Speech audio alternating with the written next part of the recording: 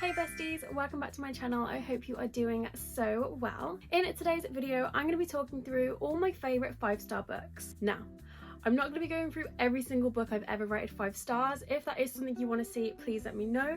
But I feel like we'll be here for hours. Nevertheless, I'm going to be showing you all the 5-star books that really stick out to me and I literally recommend to everyone. They're the type of books where after reading you're like, how did I ever live my life without knowing the contents of these books? They are honestly life-changing. There is a fair few I'm going to show you, so let's get straight on with the video. Book number 1 is Archer's Voice, and this is probably my favourite romance book ever written. This was an instant 5-star for me, and there's just so many different reasons on why you need to read this book. The tropes that are included in this book are small town, friends to lovers, and past trauma. In a short summary, it basically follows a girl called Brie who moves to a small town called Pelion. She is trying to escape a massive past trauma and start afresh. There she meets Archer Hale, a silent man with his own traumas that has changed her life for the better. It's honestly just a beautiful story of love and loss and finding who you are, and it portrays the message, which I absolutely love, of how can you love someone before you love yourself. The next book that was also an instant 5 stars is The Way I Used to Be.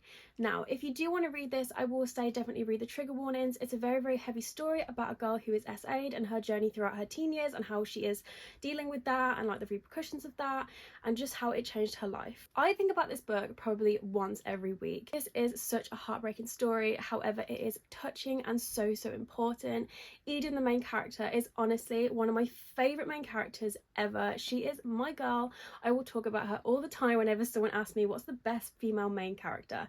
Eden is the best in my eyes. She is so strong, so powerful. I just love her so much and her journey. There is a quote on the back which I think really sums up this book, and it is, "This is one girl's quest to turn her desperation into courage." I think that is a perfect way to describe this character and this story. But yeah, I just really urge you to read this book. I think it will really change your life and perspective. Next, of course I had to add this, is The 7 Husbands of Evelyn Hugo. When I was planning this video and I was writing all the books that I was going to include, I thought to myself, do you know what? I actually really think that The 7 Husbands of Evelyn Hugo is in my top 3 favourite books ever. If that doesn't make you want to read it, I don't know what will. It is the best 5-star book ever. The author, Taylor Jenkins Reid, is also the author of Daisy Jones and the Six, and if you've seen that or you're a fan of that, you know that she makes her characters in these stories feel like they are real, and it's just like biographies of these people and they are living their lives and it's just true. But that is not the case. Obviously they are fictional characters, but I think that's what makes her books so special, especially this one. In a short summary, this follows Hollywood icon Evelyn Hugo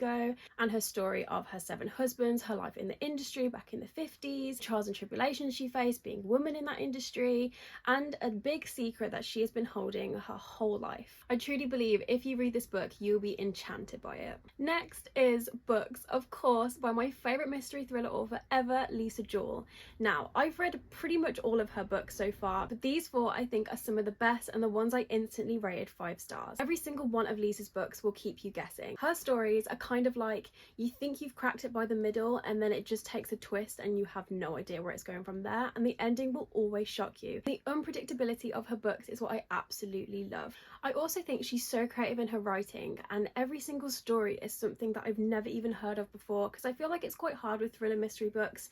They all kind of have like the same premise, or like they're a whodunit, and they kind of fall flat when that happens, but I've never felt that way about Lisa's books. So I won't go through all of them because we'll be here for ages, but my top 4 favourites are None of This Is True, The Night She Disappeared, I Found You, and The Family Upstairs. Believe me when I say you will be absolutely hooked and on the edge of your seat when reading these books. Next is an absolute BookTok classic, and it's Love and Other Words. I tend to talk about this book a lot, but that's because it's had such a long-lasting effect on me.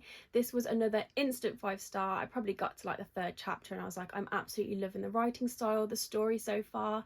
5-star it is. The tropes that are included in this book are childhood best friends to lovers, a dual timeline, a second chance, slow burn. It is honestly just perfect. I feel like romance books that have the dual timeline from like the past and the present, you really get a better connection to the characters, because obviously you feel like you're kind of grown up with them, and then you cut to when they're adults and you kind of feel like you already know them.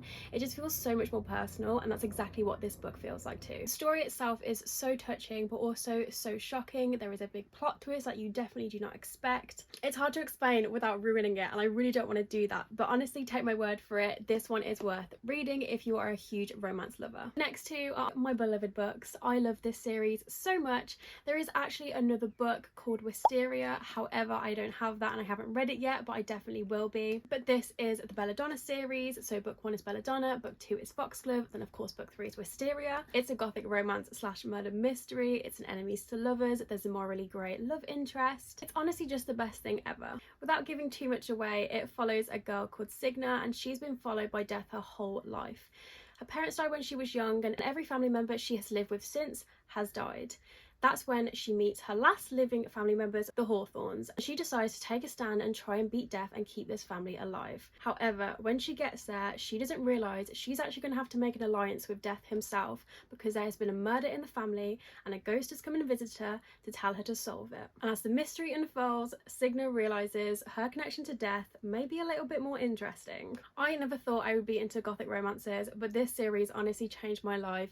5 stars for both the books, and I imagine the third one will be a 5-star too. Can't recommend it enough. The next 5-star read is another romance book, and that is Things We Never Got Over. This is actually a part of a series, however I haven't read the other books, but I'm sure they are great as well. I really need to read them, but this book was honestly so different and interesting to me. I started my reading journey as purely a romance lover, so I went through so many romance books like the Twisted series, the Dreamland Billionaire series, and they all kind of feel very similar, and the plots are quite basic, but don't get me wrong, they are enjoyable, but they just don't have that like little extra something.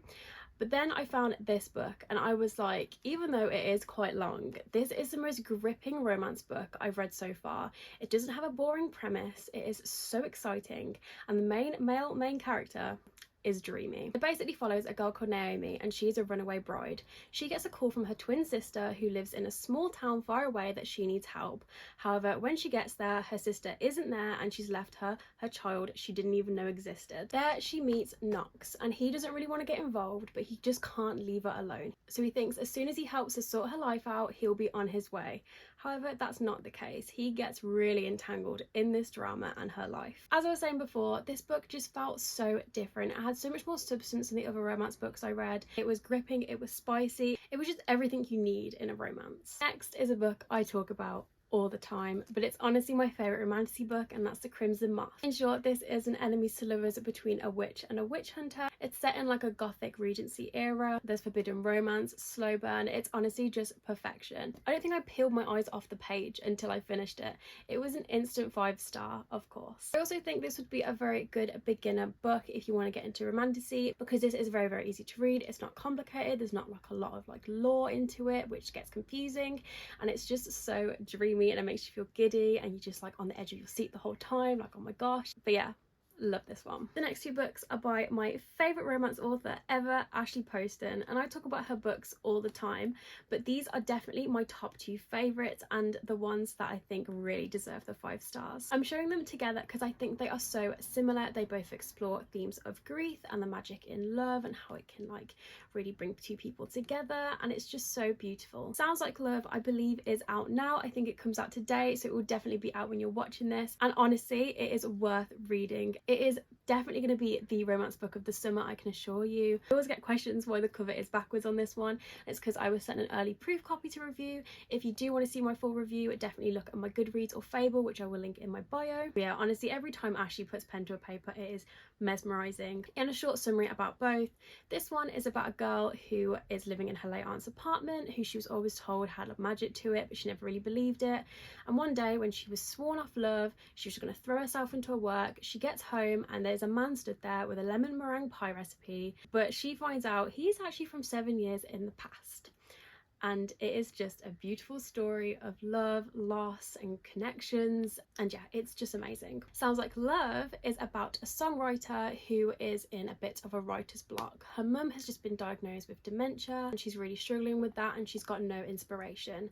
So she goes back home to her small town. However, while she's there, she starts hearing a melody and a voice in her head. And a couple days prior to going home, she meets famous musician Sebastian Fell, and he's having the same thing happen to him. I don't know how I can praise these these books more, just please read them and let me know what you think. My next 5-star read is a summer staple, and as summer is finally here, I definitely think you should pick this one up and read it, whether you're going on holiday or you're going to read in your garden. This one is so good, and it will make you want to book a flight to Italy immediately. One Last Shot is very similar to Love and Other Words in the sense it's a childhood best friends to lovers and they're reconnecting. However, it is so underrated compared to Love and Other Words, but I can't understand why, because it's so brilliant. The tropes that are included in this book are miscommunication, childhood best friends to lovers, slow burn, dual timeline. It is just perfection. It's basically set between a fashion model and a photographer who knew each other when they were teenagers, and all those years ago they made a marriage pact that if they're not married in the next 10 years they'll have to marry each other. However, they haven't spoken 10 years,